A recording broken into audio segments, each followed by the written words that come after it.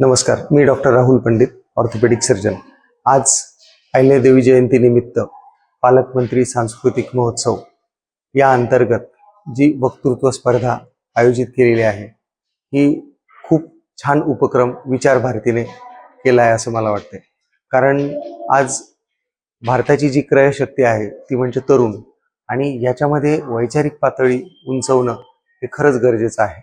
कारण आज ह्या सगळ्या धकाधकीच्या जीवनामध्ये आपण खरंच आपलं सांस्कृतिक वारसा, आपलं जुनं विचारधन हे सगळं पाश्चात्य संस्कृतीचं आपण जे कॉपी करतोय याच्यामुळं आपण विसरत चाललो आहोत. आणि त्यामुळं आपल्यामध्ये खूप बदल होत चालले. सगळ्या लोकांना नैराश्य, सगळे लोक डिस्टर्ब झालेले आहेत. आणि आज हा जो आपला सांस्कृतिक वारसा आहे हा महापुरुषांना आठवण करून, त्यांच्या कार्याचं स्मरण करून आणि त्याच्याबद्दल चर्चा करूनच आपला सगळा राष्ट्रवाद, सांस्कृतिक वारसा जागवणार आहे. नमस्कार.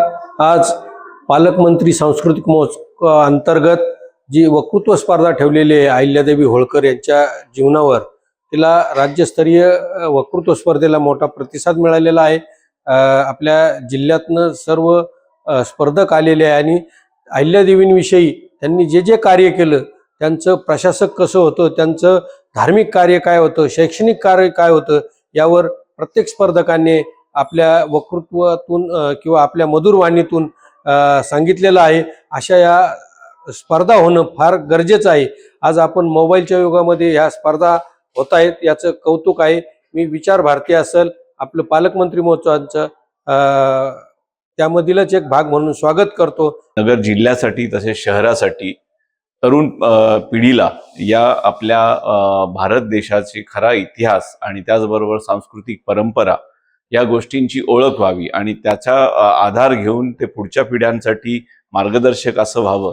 त्या निमित्ताने विचार भारती नेहमीच वेगवेगळे कार्यक्रम घेत असते.